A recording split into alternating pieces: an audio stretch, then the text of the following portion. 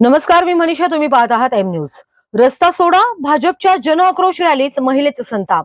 गिरीश महाजनांना सुनावले खडे बोल. राजकीय रॅली आणि त्यामुळे होणारी वाहतूक कोंडी हा मुंबईकरांसाठी नेहमीचाच मनस्ताप असतो.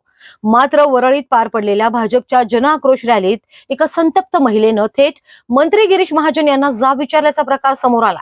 या घटनेचा व्हिडिओ सध्या सोशल मीडियावर तुफान व्हायरल होतोय. भाजपच्या वतीनं जांभोरी मैदान ते NSCI डोम वरळी दरम्यान जन आक्रोश रॅलीचं आयोजन करण्यात आलं होतं. या रॅलीमुळे वरळी परिसरातील वाहतूक पूर्णपणे विस्कळीत झाली होती. दरम्यान आपल्या मुलाला शाळेतून आणण्यासाठी निघालेली एक महिला तब्बल तासभर या वाहतूक कोंडीत अडकली होती. संयम सुटल्यानं या महिलेनं थेट रस्त्यावर उतरून भाजप नेत्यांना आणि पोलिसांना आपला संताप, आक्रोश दाखवला.